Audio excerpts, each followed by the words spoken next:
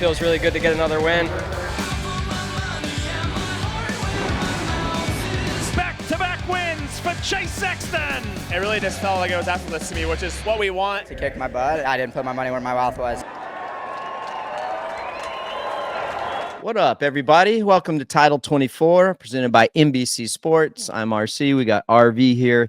Got a good podcast for you today. Before we get rolling, like always, we got to thank our great sponsors, United Motorsports, Quad Lock, Boxo, and Dunlop. Thank you guys. You guys are great supporters of Title 24. Before we get into the podcast, RV, I think you were in Mesquite, right? Yep.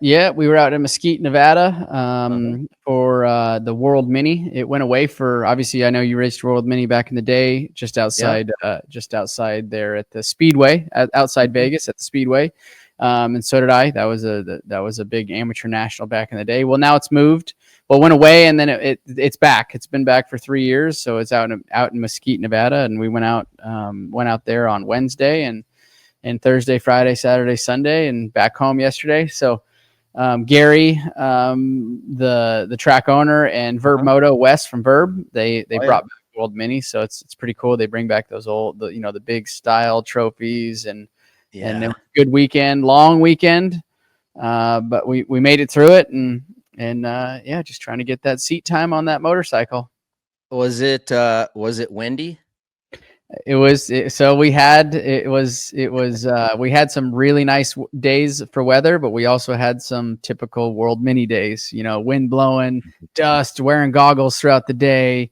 It was, but all in all, it turned out good. Saturday, Sunday, the weather cooperated very well for us. That's great. So that was nice to leave on a good note for that standpoint. That's cool. Good turnout though. There quite a few? Yeah, pretty good turnout, I think. It's trying to get the World Mini back up kind of and running, and every year it's grown from what I've heard. This was our first time back there. So, but all in all, it was a good weekend of racing. That's good. Good. Glad everyone made it through. That was great. Before we get going into the United Motorsports Moment of the Week, I just want to give some well-wish thoughts, first and foremost, to our buddy and old competitor, Chad Reed. His daughter, Kaya, had a bad crash late in the week last week, sadly, and compression fractures to her T6, T7, T8, 9, and 10. Man, I hate that for anyone. Yeah, it's been a rough week. It's been a rough week for the moto community. There's Kaya there and the injury. I'm glad she's all right. She was able to have surgery, 2 rods and pins and all that stuff. So you hate to see your kid get hurt or anybody get hurt, and it was rough, and so we hope that you're feeling better. Kai, you got a lot of support. And then, of course, this weekend, sadly, Jerry Robin had a really bad crash and did damage to himself. There you go. If you're not watching, for you guys just listening, Jerry had to get his T3 through T9 fused yesterday after the crash, and as of now, he says that from the belly button down, he's paralyzed. We'll see what in. You go check out his Instagram. He goes into more detail. Just this is the unfun part. A lot of fans are asking RV, how do you support? Where can they go to support Jerry and his road? And just go to. I think the biggest thing is if everyone could go to Road to Recovery. I think that they got some stuff going for him. So every little bit will help there. So if you want to help Jerry, just go to Road to Recovery. And all those proceeds will go to get him getting better. Just sucks, dude. There's nothing to say other than that. No, and as we all know, as ex racers, and I'm getting Mike. Everybody knows my kids are racing. Chad's kids race. It's an inherently a dangerous sport, and we know what the repercussions are of some of these crashes, and it's tough. Obviously those are always in the back of our mind, but as racers, you gotta not try to not think about it at all, really. So But yeah, it's the sport that we've all grown up in. It's a sport that's provided us, everything in our life today, myself, you, Ricky, and just memories and family time. And so there's so much good about it. And there's a couple really shitty parts about it also. And sometimes we see that, and more times than not, we're all very lucky to walk away from it. But, there's always those odd occasions, and we got we got stuck with those twice this last week, and it's just a bummer to see. But like if anybody wants to, like Ricky said, get involved, go over and help Jerry over at Road to Recovery, because that'll go a long ways for him and his family and everybody else. So bummer, man. Yeah, that's you said it. You said it just right. There's no rhyme or reason. It doesn't seem like. I know I've taken hits and you have too, and just like, how the hell did I get away from that? And then you see, I saw Jerry's crash, and you're just like, yeah, it was a gnarly one, but at the same time, it's like, damn, I've seen worse. Yeah, no, totally. Yeah, it's kind of the funny, the awkward, the ones that maybe don't look as bad as they could have been. And sometimes they bite you. So it is the nature of the beast. It is what we take that risk every time getting on the motorcycle, but there's also no replacing that rewarding feeling of winning, ending up on the podium, winning championships, at whatever level you are at in this sport. So, that's why we all keep coming back for more. That's right. Well, Kaya and Jerry, from RV and I, we're thinking about you. Hang in there, head up, move forward. Can't change the past. Just do your best to move along and focus on what's in front of you and what you can control. So we're thinking about you. Moving along, Ashley CB52 asks, are the tracks getting dangerous now?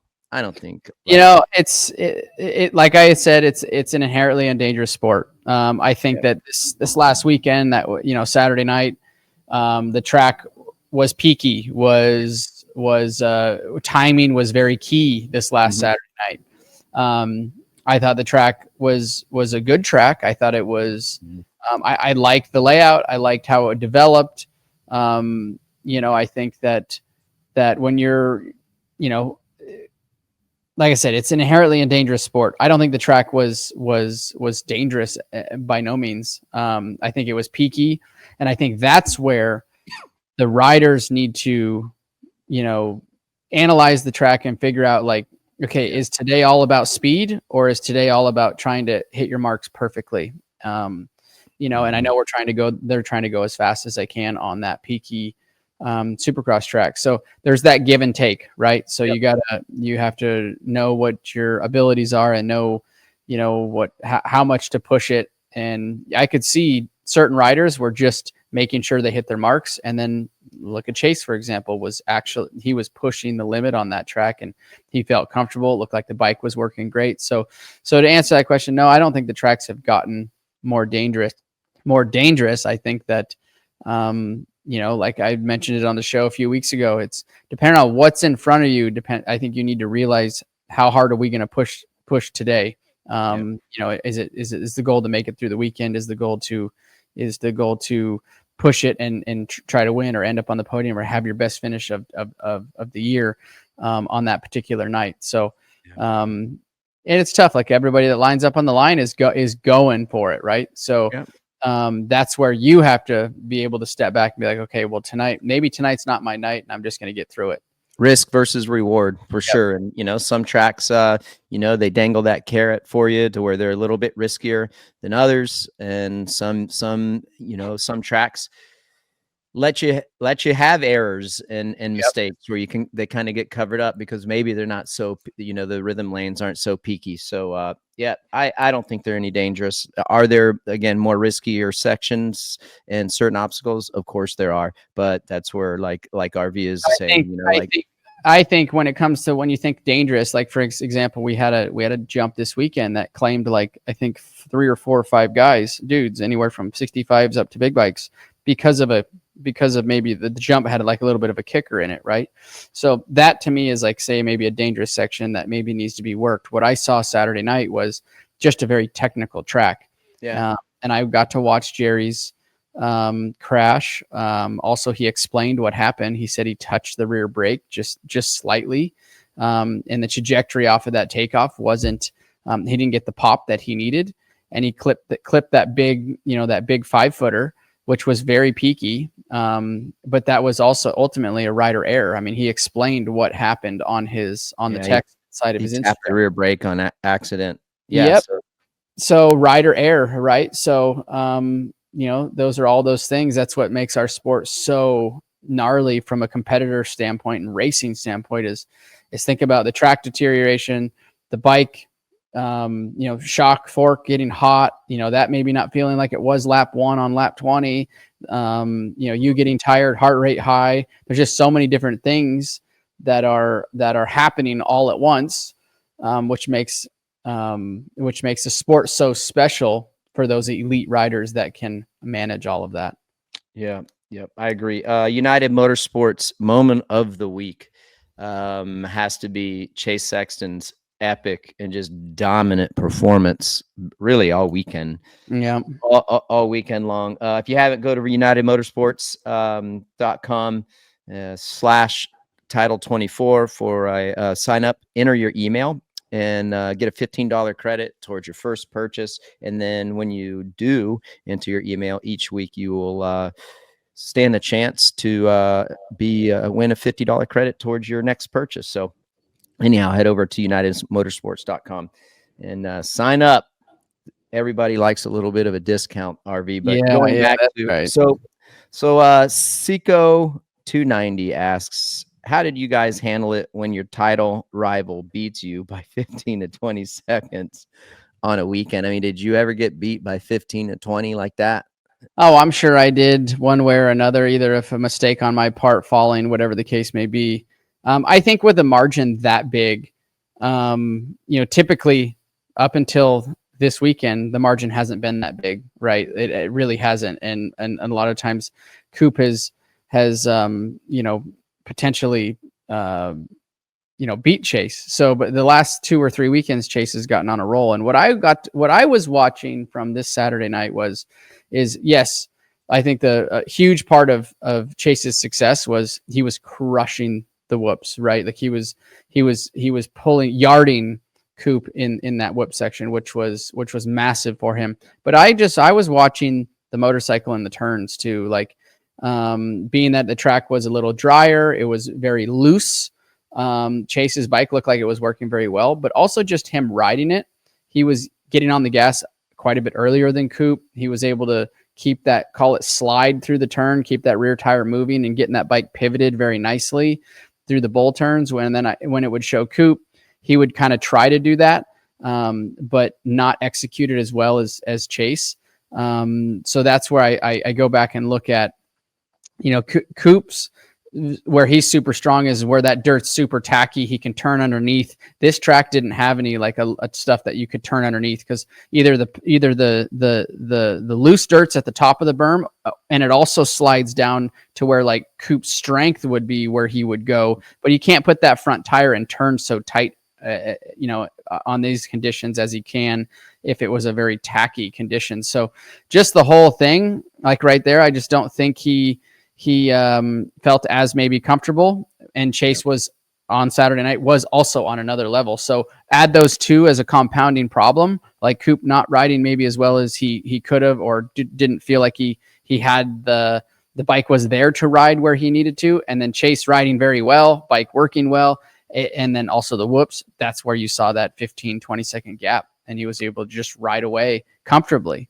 There was a lot of cloud cover early on, RV, and the track was staying really moist and like it was deeper. There's more rut. You couldn't slide it, like really, in my opinion, playing into Coop's favor.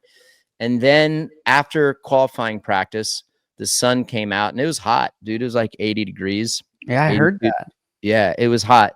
And then the track, started to dry out, get loose, and it turned out the exact way that you explained it. And I feel like it really took the strengths of Coop and how his bike setup is and how his bike works and where it works best. I believe it took those advantages away. And so, yeah. And then you had the back-to-back whoops. And like you said, Sexton was absolutely crushing it there. So you take everything that Coop and his advantages had to contend with Sexton, and you just took him away, made it that much more difficult. And not to take anything away, conditions or not, the 4 was awesome, dude. It was an incredible ride, and to be able to blitz those whoops because they were ruddy. JT did a killer track report on the SMX Insiders post race show, and it was they were brutal. And I had an opportunity to talk to Coop, and yeah, like just when it got rutted like that, he's like, dude, I just couldn't do it. There's nothing I could do. But he did say that he felt that the rest of the track he could equal Chase, but just couldn't hold that pace in the whoops. So I don't know. I think like to the fan question, if I'm Coop, RV, and I'd like to hear what you say, but I don't think I change anything. I don't reinvent the wheel. I still think you lean on those tangibles that you have, your tenacity, your racecraft, and I just think you keep doing that. Yeah. There's no reason to try to override the whoop sections. There's only going to be one set of whoops this week. I say you just keep doing what you've been doing all season long. And if you happen to get into a spot at Salt Lake where you're going to have to just absolutely send it and take a risk, then that's where I feel like you do it but you don't do it until you're in that spot. That's my opinion. That's what I would do. I've been in that spot before with Chad when he was faster than me in the whoops, and I'm just like, well, if the whoops are gnarly, I'm going to get second, and that's all I can get. And yeah, he would beat me by 12 to 15 seconds every weekend. And then when the whoops weren't gnarly, then those were the opportunities where I'm like, okay, shit, man, I got to get a win tonight, So that's what I would do. I mean, it's a short answer. I really think it's that simple, dude. I mean, yeah, simple, right? We will look at it as but yes, we're closing down to what do we have? 3 rounds, three more to go. Three rounds left, and yes, Chase has been on a roll, and you've said this a ton in the past, Ricky. Like the latter part of the series, 5 races till the end. Chase has statistically poured it on. And that's what we're seeing. I think that what makes this the most interesting, there wasn't a lot to talk about from Saturday night, meaning there wasn't a lot of action-packed racing from our perspective. But I also look at Chase on this roll right now, closing that points gap. Like, it couldn't be a better scenario for the fans, right? We're looking right now, Coop sitting with 300 and Chase is 9 points down. So as we roll into these last 3 rounds, you can't go back and reinvent the wheel. I think Coop needs to work on exactly what he's working on. Just finish out the season because it's worked up until this point. And I think it's too late to go back and say, hey, we're going to start throwing parts at the bike and we're going to try to fix it. Maybe he can improve the motorcycle on a hard pack just a little bit by just a little bit of testing, getting ready for Salt Lake, because we know how kind of Salt Lake conditions typically are. They're a bit harder. So maybe you can improve it a little bit there. But I just think showing up, and we all know the dog that's in Coop, but it's also very interesting to see that the last 5 rounds, statistically, Chase comes on and pours the coal to it. So I think we're setting up to have like an amazing finale of these last 3 rounds. Yeah, I mean, for the last 5 rounds, and statistically, that's where he's really good. Sexton. Some of those stats have been skewed by Eli being out a couple times, Coop being out a couple times. I'm not taking anything away from him. I'm just telling you why does he do the best? So there's 2 seasons that 2 guys went out, you when you think about that. So that helps his stats, right? Yeah. So but he's on form. I do think that there is some pressure on Coop. He's in a tough spot. I think if he's able to beat Chase one more time, then it's pretty much clear sailing from that point on. It looks like some riders are starting to lay down a little bit and ready to move on. Some riders are starting to, even AP talked about, He's been riding some motocross, not as much Supercross. It's just, people are looking forward to the next Pro Motocross Championship, I think. So if he's able to beat him one more time, if Coop is able to beat Sexton one more time, it's definitely gonna help him. But yeah, I'm with you, dude. I think he keeps doing what he's doing, and hope for some luck. And I'm trying to think of the last guy that that has went 5 in a row, because that's basically what Sexton's gonna have to do. And then they would tie on points, and assuming that Coop would get second and Sexton would win, they would tie in points, and then Sexton would get the championship because he has more wins. So most overall. We haven't seen a guy win 5 races like that in a while, so I don't think. Yeah, it's going to be interesting. I think it's setting up, like I said, it's setting up to be a very, very, I think Reedy was the last to win 5 in a row at 2003, is from what Aaron's saying right here. Wow. But yeah, it's interesting to see. Obviously, we have open stadiums too, right? Like we talked about the weather coming into these last 3 rounds. That could play a big part in it too. We get to Salt Lake. We're at altitude. So there's a lot that's building up this hype and pressure to see where we all end up, or where they end up at the last round. Dude, how about Barcia? I thought he was going to get the podium. Yeah. AP was all over him, but he was able to kind of. Yep. And he ate crap, man. Like, that was a rough crash, and his finger is all banged up. He hurt his finger during the week, and look at that thing, dude. So, I know, it's so gnarly. That ain't good. No, so like how he was doing, I was surprised. Like, that's unbelievable. Well, we're gonna watch his crash right there. He just overjumped. Looks like he had too much speed while he was jumping through the whoops. Yeah, or too much speed, or ran out of gear. Well, it looks like he got kicked too, but ran out of gear, right? Like maybe he was in third and it was on the up too high in the R's, and it didn't have that acceleration to keep the front up, and the rear kicked on him. You can see the Alpenstars vest blowing up on him, which I think there was a slow-mo, and I think it blew up afterwards. But I think that technology is so amazing for these racers. It's not going to be perfect right away. It did blow up afterwards. I saw a slow-mo of this, but that's Gabrielle and Alpenstars, like to think that far forward and say, hey, we need to change some stuff here. Like, see, it did blow up afterwards, but I think that can be fixed, right? This is such a new product. It's been in MotoGP for a very, very long time on road racing. So the more data and the more riders that wear that vest, that chest protector vest, and the more data that Gabrielle can get, and the team over at Alpenstars, it's going to be huge. That is the future of our racing, to hopefully keep these guys safe when they do go down, because it's not if you go down, it's when you go down, and that is just the way it is. So I like the technology in that, and I think it's only going to get better, and make these riders, hopefully walk away from more crashes than not.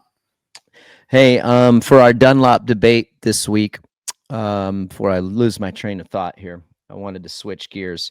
So there's a close race, a close tight championship battle for 4th place between Justin Cooper and Malcolm. Yes. You can see right there, Malcolm is sitting 5th. He's 80 points behind the lead, and Justin Cooper is 79 points behind the lead. So 1 point difference for 4th place.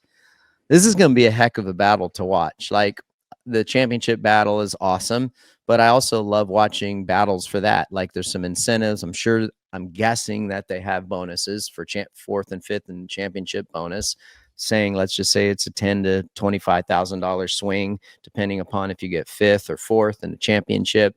So I like this battle, dude. And I think, they're both riding really well. Justin Cooper was sick coming into the weekend, so he had a hell of a ride coming back. He almost got the podium, but that's gonna be fun to watch. Who do you got? You think that you think Mookie can you think he can leapfrog Justin, or you think Justin holds on to fourth? So Justin's been take nothing away from Malcolm, but Justin's been riding very, very, very well. Put a ton of pressure on AP. What I like about Justin is just the consistency. Typically, pretty good starter most of the time. I like the way he rides the motorcycle. So if it's me, I'm thinking and looking at like Justin probably getting that, fourth, depending on, obviously there's 3 races left, but just how he's been kind of coming on towards the end of the season, riding that 450, how precise he is, doesn't do anything very super special on the motorcycle, from like jumping quads and things like that, or being extra fast in the whoops. He's very steady on his riding. And that, I think, is the consistency part, where I would say sometimes Mook can show up and be the fastest guy in the whoops and be, or on the track, but then the mistakes part is kind of what hinders him a little bit. So if I was betting on those two, I'm taking Justin Cooper at this point for fourth overall. Oh, that's good. I like the call. I mean, he's riding great. It's so close. Mook does. I do like how Mookie, like, he pushes the bike into the track, right? Like, he's heavy on the bike when you watch him. And I just wonder, with his weight advantage being a little bit heavier, and as we get to the hard pack and like harder pack tracks in Denver and Salt Lake, I wonder, even though he has the weight, is the weight advantage and the traction that it's going to give him going to be what he needs? Like, is that going to help him? That's what I'm looking forward to. That, can he use it to his advantage to get in front of Justin? I don't know. We'll have to see it. But Justin, you're exactly right. One great thing about Justin is, or there's a lot of great things, but he gets good starts, so that helps. He's been on fire on his on the heat races lately. I was gonna say his heat race was impressive, right? Like, gave Cooper Webb a real run for that heat race. I actually thought, watching those two, I know it was heat race from the main event, but we also got to watch Justin Cooper in the main event. I just thought the way him riding his motorcycle, and I know they're very similar, right? Same team. They got different setups per se for the rider and what the rider wants. But I thought Justin Cooper just looked better on those conditions than Coop did. Okay. Now, maybe not as fast, right? Right. But just the way he was able to do his turns, the way the bike was handling out there visually, from what I saw, like, Justin rode well. He was pressuring AP hard. It just came up a little short. You think there's any shot AP could come? He's only 17 points back, but do you think he could come back and challenge him for that position, or is it? I mean, anything's possible, right? Anything's possible. But no, I think if our last 3 rounds, we have decent weather, and I think it plays out very similar to what it's playing out now. And not to say that AP doesn't end up on the podium beating Justin or Mookie, but it's going to take a favor, right? 17 points down, 3 races left. This typically where those guys are battling, it's 1 to 2 point swings. It's not, you need to get that win to get that 3-point swing, and somebody like Justin Cooper to get 5th to where you have that big point swing to hopefully take huge chunks out of that points. So yeah, where we're at with the point, where we are at with that, and you just have to assume at this stage, unless there's some kind of catastrophe happens between the two and first and second points with Coop and Sexton, they're going to be 1-2 through the last 3 races. So exactly, so it's just gonna be impossible. I don't see AP being able to take those chunks out of that 17-point gap and take enough big enough bite out of the point swing. Hey, it would be fun though to watch it, because the podium interviews would be all time, bro. Oh yeah, no, he did a great podium interview. You could see it looked hot, sweaty. He said, he's like, man, heart rate was high. Like, you could see it on the guys out there. Like, the track was a very physically demanding track with the weather and how precise you had to be. Couldn't break focus at all. And that's what Supercross is about. I think that track that we saw Saturday night was one of the most, I would say, from just the way the track was built from a technical standpoint, was probably one of the more technical tracks, being that you had to be precise. I saw a lot of guys hanging up their inside foot pegs when they would land. They would come like 3 to 6 inches short and the bike was leaned over too far, like they were getting ready before the triple, for example, the stadium triple, they would triple into that inside. And if you just hang the foot peg a little bit with the bike leaned over too far, I mean, it happened to Chance. There's about 3 or 4 guys, right, that I saw that happen to. And there's just certain tracks where they build the landings, how close they build them to the turn, how peaked they are, and then also how tacky the dirt is. Because sometimes if you lean it over like that, the foot peg will push through the ground. It didn't do it this weekend. That's what I talked about it on the broadcast. I'm like, ooh. And then you remember the on off before the finish line? That was another. That was like a little trap single. If you come up short, like what you're saying, that's what I was trying to explain, and you're not perfectly square, dude, that thing could high side just like what happened to Chance, like you're saying. So got to be aware. All right, before we get to the Boxo breakdown section of this show and we break down this insane 250 East Division Championship, let's go to Motorsports on NBC's community poll with 2 races to go. Which rider wins the 250 East title?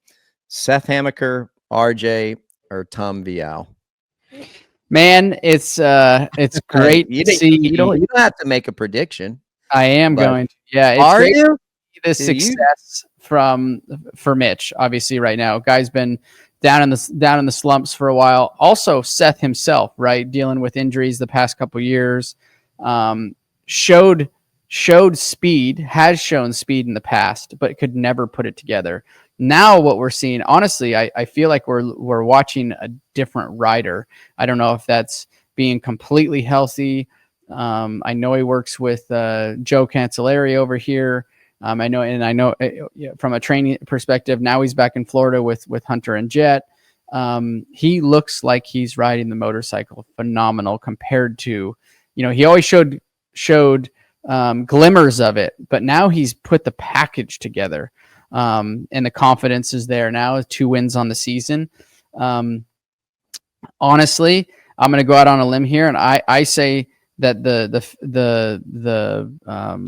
Seth. Yeah, nope. Seth. Yeah, Seth. Yep, Seth is my prediction right now. I think that the speed's there. 68% of our fans are saying that Seth's the guy. Obviously, RJ. We'll get to him in a second. I think we have some sound on him about wrist. Tom Vial, just to me hasn't had the speed all season.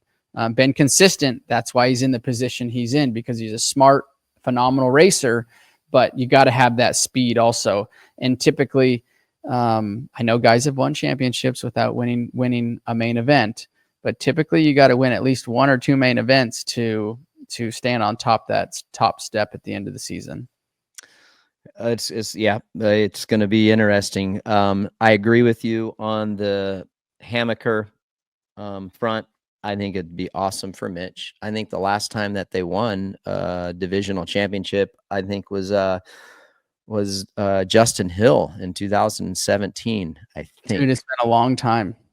So I would love to see it. So Boxo breakdown section of the show right now. If you haven't, go to boxousa.com. Use the promo code Title24 for your 10% off, and that is site wide. That's pretty bitchin'. Everybody likes a little discount. So just use the promo code Title24 again for the 10% off at boxousa.com, and we'll keep breaking it down. So for the championship, and my pick for the 250 East Division out of Vial, Hampshire, and Hamaker.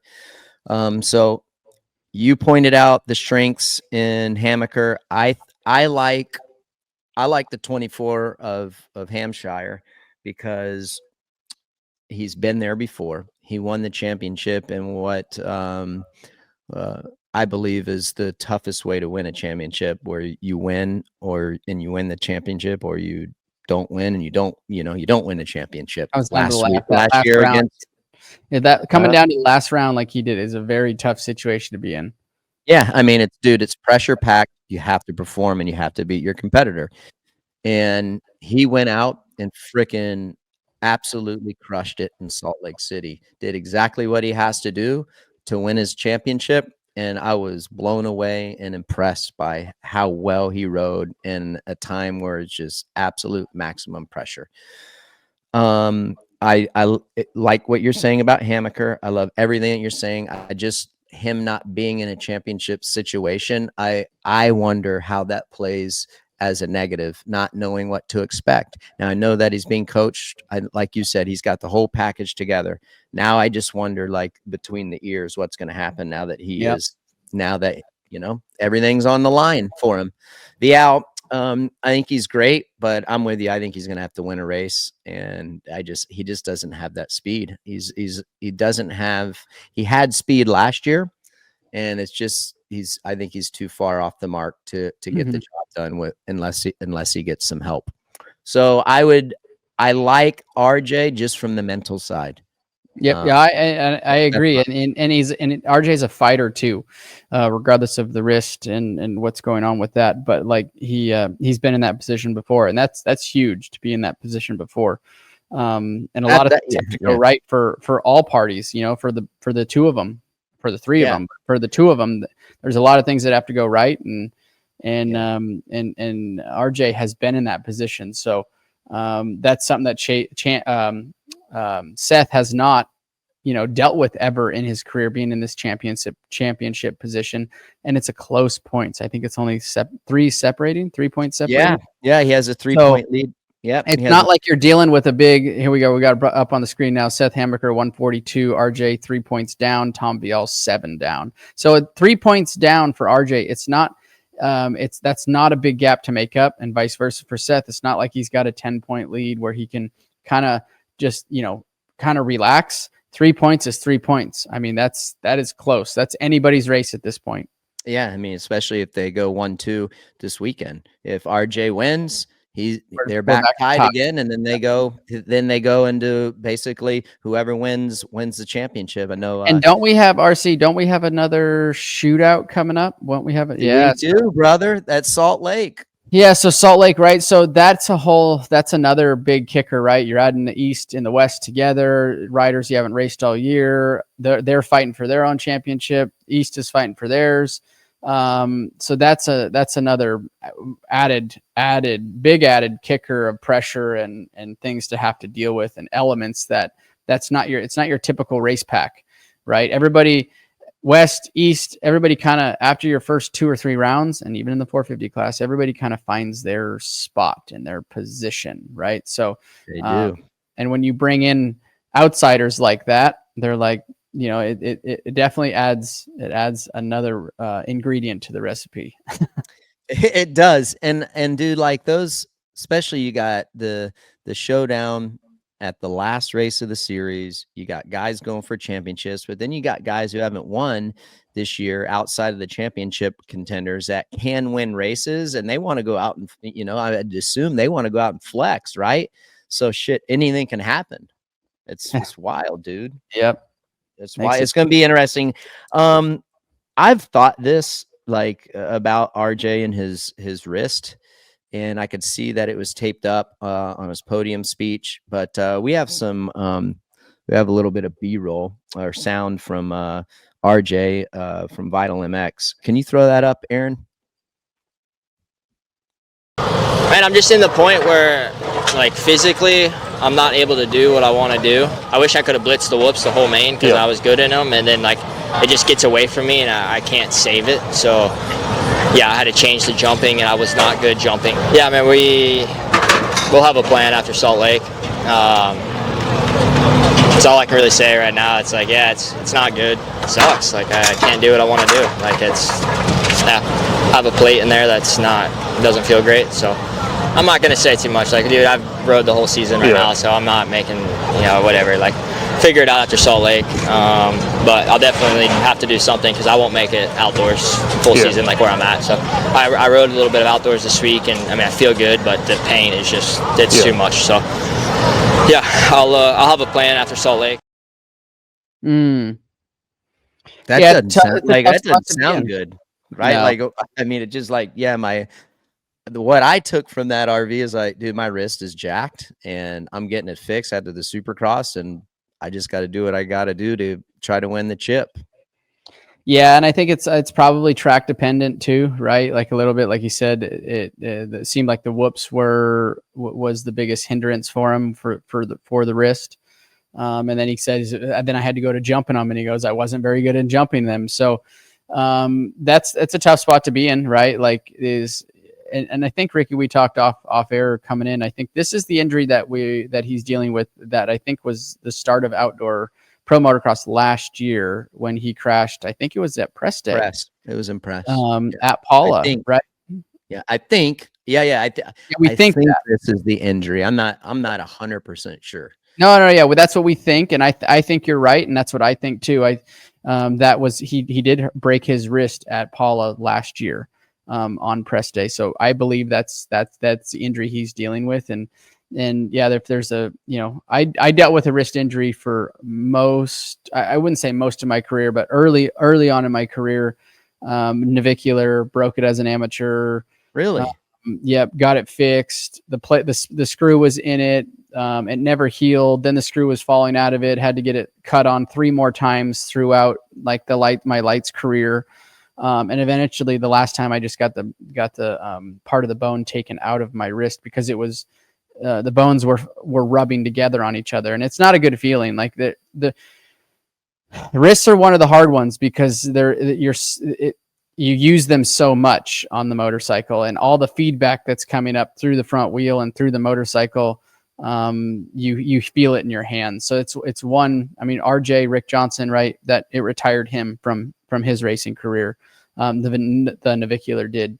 Eventually had to have it fused. So it sucks to deal with any nagging injury.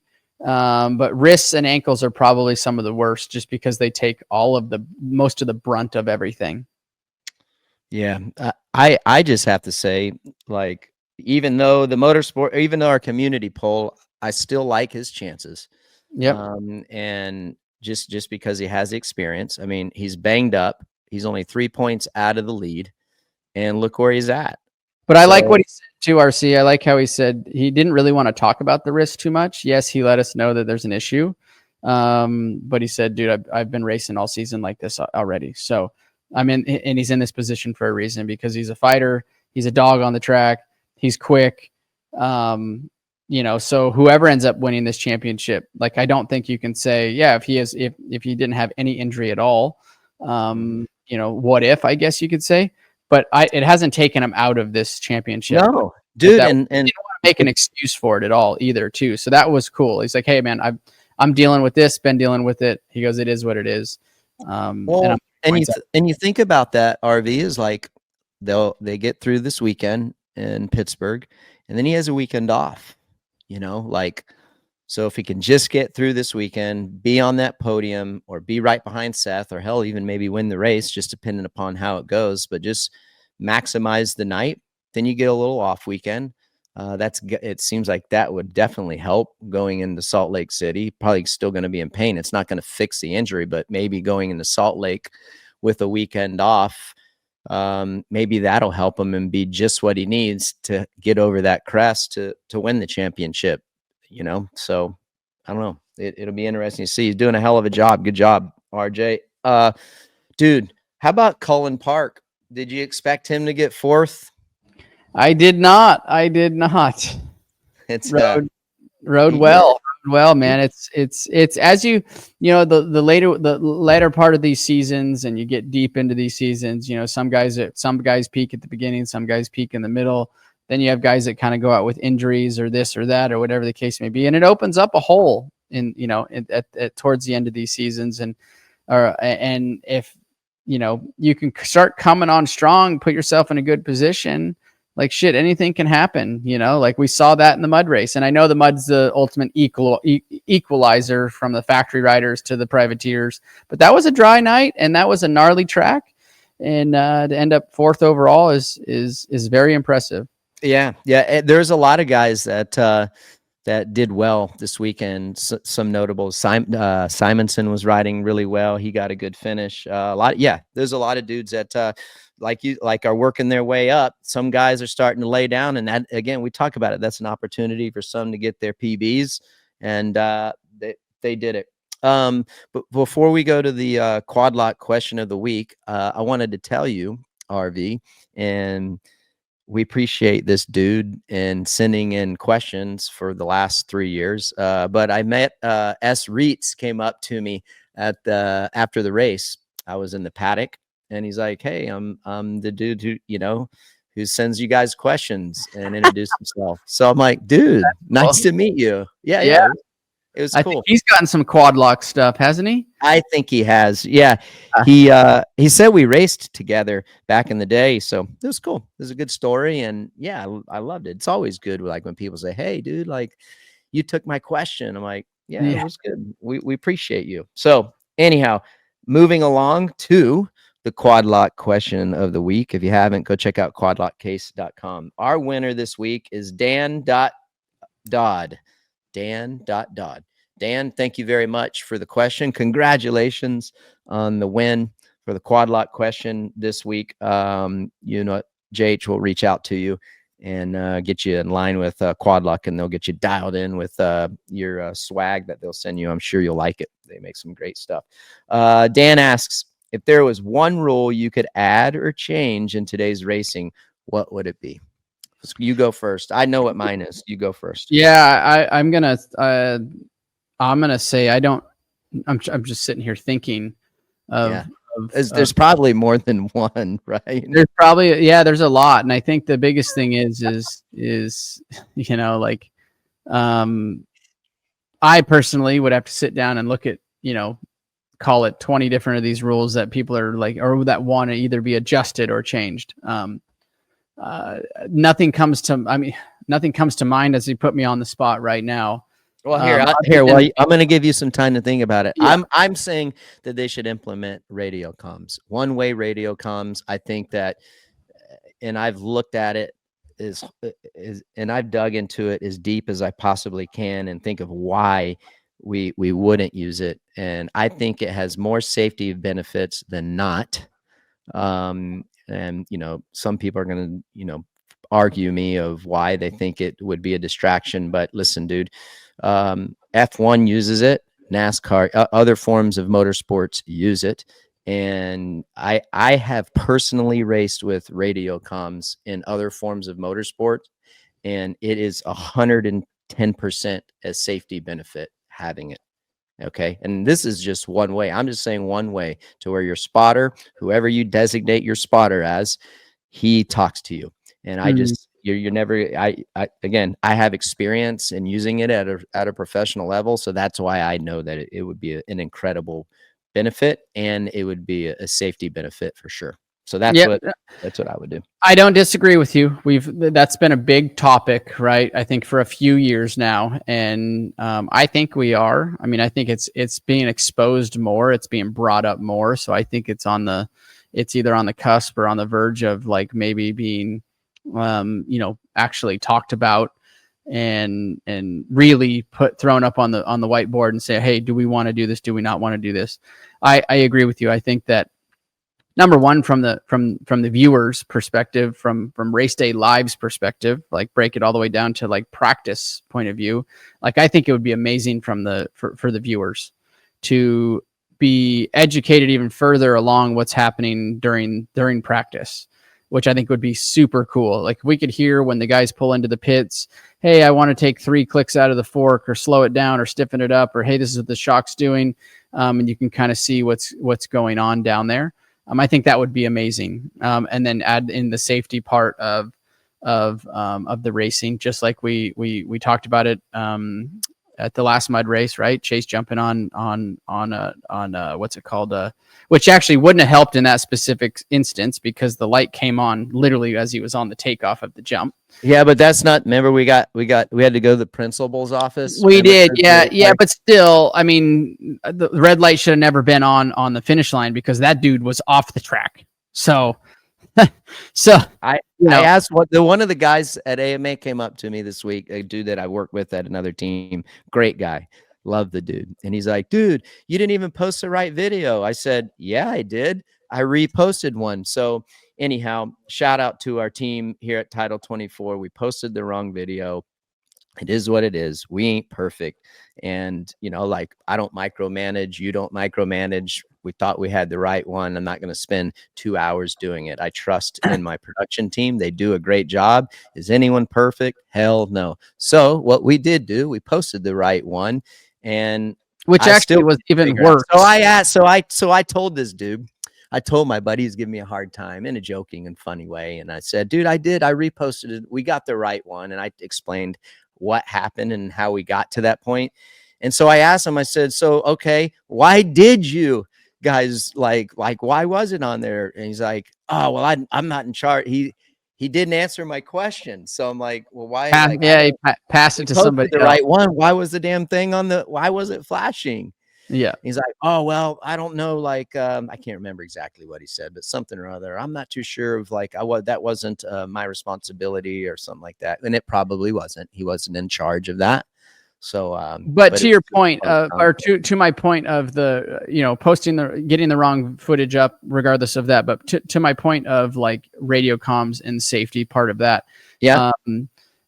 You know, if you're coming around a technical section, right, and there is red lights on the triple or the finish line, or on any part of that of the track that has red lights, and you could let your rider know before.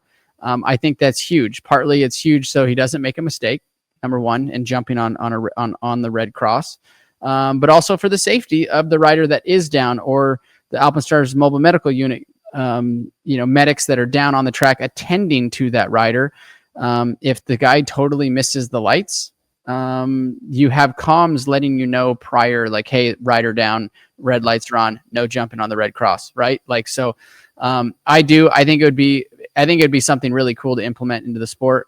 I'm just going to leave it at that. Like, I'd have to go back and look and sit down with a good group of guys and be like, okay, what rules do we really want to change? I think there's a lot of rules for good reasons, and then there's some that, you know, I think that, and I know Feld's working on it, getting an actual spotter on the track that is that knows what they're looking for and things like that, on when to pull red crosses, when to not pull them, when to pull the you know, push the button for the red lights and things like that, and making sure that there's not a lot of gray area. I see, you know, just making sure it's black and white. Yep. All right. Well, there's too many for you. All right. I got it. Maybe like, I'm going to give you some homework. Better give me that AMA rule book, that 700-page book. You ain't reading that thing, dude. Hell no. You ain't read that thing. It would be awesome. Like, could you imagine if they did like a quiz or a test and threw up questions of what's in the rule book and what's legal, what isn't? That would be a lot of fun, dude. Like, all right, team managers, team personnel, mechanics, riders. Here's an exam. We're doing an exam on the rule book. I know I would fail it for sure. 100%. I know I would fail for sure. There you go. Congratulations, Dan Dodd, on the quad lock case question of the week. You are the lucky winner, and we appreciate you. We appreciate you tuning in to Title 24 and being a fan. We take every fan that we can get. Hey, are you a wrestling fan?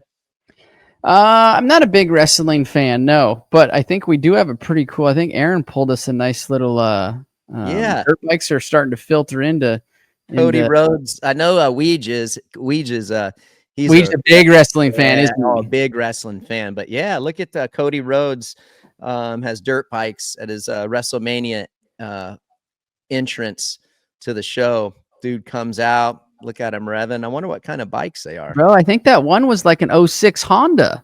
Was it? It looked like it. All different. So there's the Yami on the left there, it looked like. There you go. Cody Rhodes. So we had Braun, the WWE fighter at Philly, and Weege was bummed he didn't get to interview him. I can't remember why, but yeah, Weege is a big WWE fan. There you go. You've never been to one? I've never been to one, no. I mean, it looks like a hell of a production, that's for sure. You should follow Ric Flair on Instagram. I'll have to look him up. You probably don't need. Have you heard of Ric Flair? Yes. Okay. I was a but I do not follow him. I used to like when I was a little kid, because my grandpa used to watch wrestling when I'd stay with them, like on a weekend or something where I wasn't racing. He would always watch it. I was a Randy Macho Man Savage fan, dude. I liked him when I was a little kid. I was like 8 years old, dude. I can. That's hilarious to this day. So there you go, Aaron. We know you love WWE, and we had to show you some love here. So there you go. Cool to see motocross bikes and other forms of sport, if you will. Looking ahead to Super Motocross on NBC this week. Aaron, throw it up there. So back to normal timing, and in Pittsburgh, we got SMX Insiders, as you know, every Thursday. That's at 3 p.m. Eastern. You guys know where it's at. It's on their YouTube channel. And then Saturday, Race Day Live starts at 1:30, so much later in the afternoon, 1:30 p.m. Eastern. That'll be live on Peacock with JB and AC. And then the race is at 7 p.m. normal time, like it always is on live on Peacock at 7 p.m. Eastern, Saturday, round 15, Pittsburgh. We haven't been there. I heard that the ticket sales are absolutely insane, so that is great. And then Sunday, 1 p.m. Eastern, is an encore presentation on NBC. So you watch, if you miss it live Saturday, you can watch it Sunday, 1 o'clock p.m. Eastern on NBC. So that's pretty cool. So we're getting some good coverage from the big network. That's good for the sport, man. Numbers have been good, and it's fantastic. So moving on to Pittsburgh, give me your insights. What are you looking to see from the 250 East division? What are you looking to see from the 450? Well, 250 East, right? We're looking at see if Seth can keep that ball rolling, right? He's on a roll right now. He's riding very well. And then what the rebound can be from RJ. Like we said, we know he's dealing with that wrist, but I think if practice qualifying goes well, he's feeling well, that could dramatically change going into the night show, meaning he could come out swinging and it just could be his night, right? And then we're dealing with tied points if Seth gets second. But I'm looking for that rebound from RJ and Seth keeping the ball rolling. Move to the 450 class, same exact thing. Can Chase keep this ball rolling and close up that points gap, but can Coop rebound? I think this is going to be, for the 450 for me, is the big one. If Chase can reel off another win, now it really puts a ton of pressure on Coop. And I know you said, Ricky, that he only really needs one more win. It'll kind of secure finishing out the last 2 rounds of the season, basically getting second. Yep. But I feel like if Chase can reel off another win, it's really the pendulum's going to swing and put a ton of pressure on Coop. But we all know that Coop can handle that. So that's what makes it so interesting, what's going to happen. But I think that they're both riding very, very well. But right now, Chase's bike's working well. He's been riding well. The mistakes have been very, very minimal, if any, so far in the last 2 or 3 rounds. And he's got the speed. That's the big thing. He has the speed, and we've talked about that all season. Yeah. If you put him up side by side, who's going to have the quicker lap? I'm a bet. I'm betting. I'm taking Chase for quicker lap. 100%. So right now it seems like he's got the whole the piece of all the puzzle pieces in place. And ready to go in their positions, and that's what I see. And I think it's lining up to be an amazing last three rounds of Supercross. Yeah. I think it's going to be track dependent for the 450 guys. I think there's only one set of whoops, and I think that with the track getting dry, there you go, one set of whoops. So you got the finish line. And then the whoops are right out of, looks like a left-hand 180 bowl corner. Nothing really much there. I like the first corner. It's a good sweeping left-hand corner. The radius doesn't look too tight, so that'll be good as far as the start goes. I bet there'll be multiple gates that will work out, so long as you get a good jump. You like that track design right there? Yeah, it looks good. Nice big first turn. It's a fast straightaway coming into that first turn. I counted these. I'm not saying that that's going to be the same. It looks like there's 10 whoops. Okay. Which is going to be I think, very critical section there because it looked like there was a 3 onto a tabletop afterwards. So, if you can get through those whoops quick, blitzing them and making sure you execute tripling onto that tabletop, if that's an option. I know we're looking at a 3D rendering of the track, but I presume they're going to be tripling on so that could be a very critical whole. That whole section could be very critical because executing those whoops properly and making sure you 3 up onto that tabletop could be a lot of time lost or made in that section. Well, I think one thing I agree.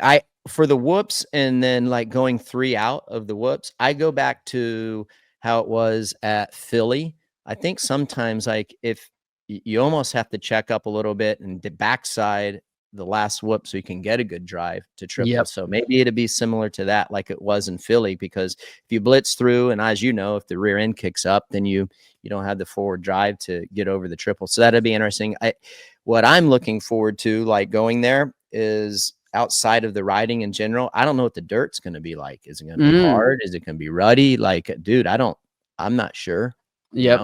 So that's to me, it's like, and like the design looks cool, but like how are the whoops going to be gnarly? It all depends on dirt, So yeah, good point. Yeah. If have we, this is a new stadium, correct? Yeah, dude, I think we raced here 40 years ago. I think. Yeah, I could probably be wrong. I don't know, but yeah, but still, I haven't raced there. I don't think you've raced there. So to that, we don't know what the dirt's going to be like. So that's big actually. Like that's another wrench that gets thrown in the program because a lot of us, we go to these stadiums and we've seen them year in and year out, and we know what to expect based on weather when we're coming in. You go to Indy, for example, we know what Indy's going to be like because we've been there so many times. Anaheim, we know what that's going to be like.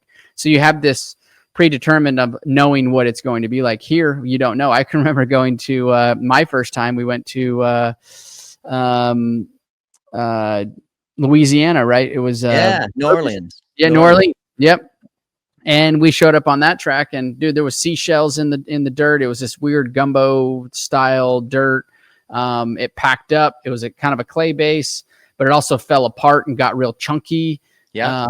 It was a tough track to ride. None of us had ever rode it. That dirt anyways. And it was interesting. Some guys excelled on it, some didn't. So that's what we're going to be faced this coming weekend. Trying to figure out, because it's, a little bit of bike prep, trying to figure out, okay, well, what are we going to do for settings once we get there? And I'm not saying during the week, I'm saying once they get there and get wheels on the track, then they may have to make a couple little adjustments here throughout the day to keep up with the track, or to keep up with the deterioration of the track and things like that that they're not used to.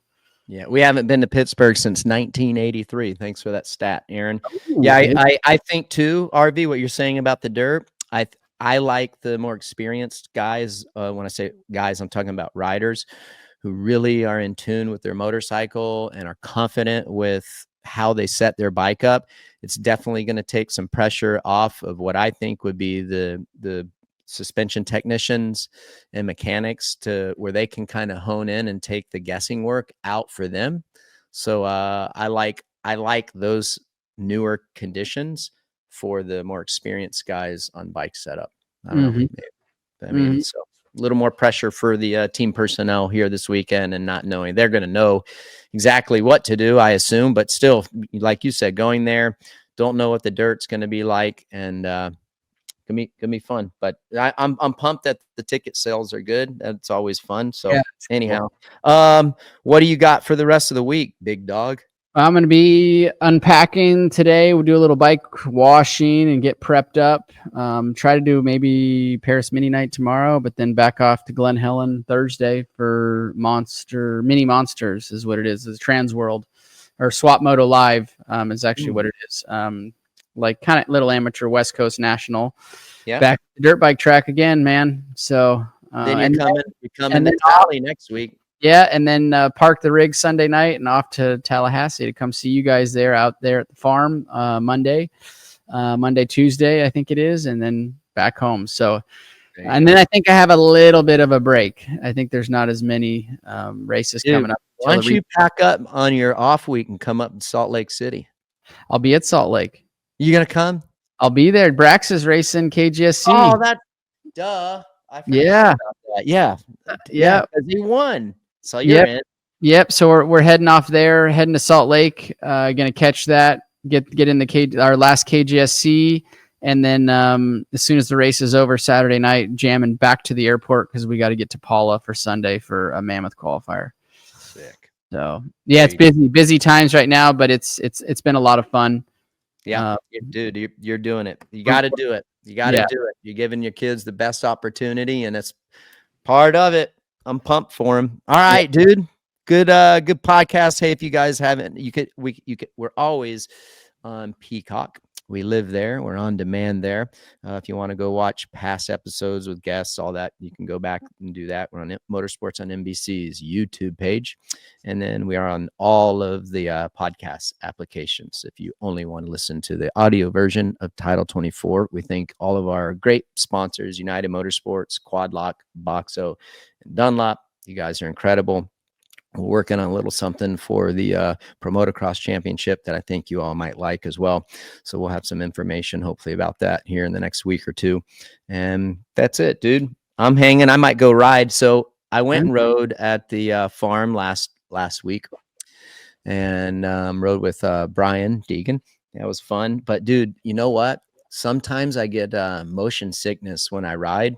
And it's gotten worse as the older I got. It's kind of embarrassing. Yeah, it's kind of embarrassing. So like as I was riding, I did like 5 or 6 laps, and I honestly like I thought I was gonna throw up, dude. Like I was just miserable, and then like driving home, I felt like crap. But yeah, it's like it just depends on the track, and like if I roll around too much, and then if it's a track like with a lot of hills and not necessarily so flat, dude, it gets me like that. Like really. Yeah, I've always gotten car sick, but in the last 10 years, I would say, because I don't ride that much, when I do ride and depending upon the track, again, like I just get sick. So I was bummed because I wanted to go and enjoy myself, but I didn't. So felt like shit right after. Oh, dude, I was like, felt like I had like one time actually. We took the Yamaha side by side out to Glamis, the YXZ, I think is what it is. And we were out ripping around on those. And I don't have much experience in Glamis at all. I've actually only ever been there twice in my life, but we were doing the side-by-side out there, and same thing, dude. Like, and I've heard of people getting sick out in Glamis, driving or being a passenger. I was the driver though. I was the only one in my car, and we're running along, and dude, I got so sick. Pretty soon I had to take my helmet off, which obviously from corporate purposes, like they're like, hey, you got it. I'm like, dude, I'm going to throw up out the fucking window right now. I'm sorry. Like, dude, I was so sick. I got so motion sickness out there in Glamis. Like I was shocked. Like it ruined my whole day. They're like going back out for footage and video stuff. And I'm like, dude, I'm just sitting in my trailer. Like I'm just seriously going to lay here all day. And that's what I ended up doing. Tell me about it, dude. I was so like not disoriented, but just so motion sickness. It was bad. Yeah, dude, tell me about it. Like that happened to me. Like if I go riding, like I'm gonna go ride this week, but I'm gonna ride at a different track, my buddy Earl May's place, and his track is okay because there's not a lot of hills. It's a really good amateur track, and then like I don't have to roll the track because I know all the jumps and stuff, so I should be okay. But if I go riding 10 times, I would say 7 out of the 10 times I get sick, dude. And I took Dramamine before I went there, like to get, just as precautionary, and it didn't even budget, bro. It sucks. That's gnarly. I was thinking, but it's crazy. I didn't like when I went to Glen Helen several years ago and shot that 2-stroke vid with Mitch and Dirt Shark. That didn't bother me. Yeah, it's because the hills were so long, and they I don't know. It makes dude. That feeling sucks, doesn't it, dude? Yeah. On one hand, it makes you think, man, did I ever like? I can't believe I was that good in the past because I'm terrible now.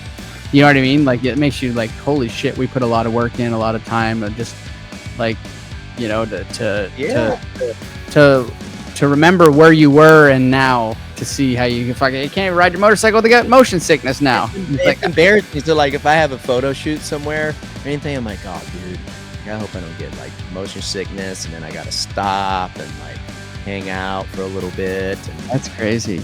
Yeah, it's no fun. All right, dude. Well, we'll see you next week. Great job today. Thanks to all the fans. And that's it for us. We'll see you next week. Hi, folks. Lee Diffie from NBC Sports here. If you truly enjoyed what you just watched, you can get more news, interviews, and highlights by subscribing to the Motorsports on NBC YouTube page. You can get it all, so go for it.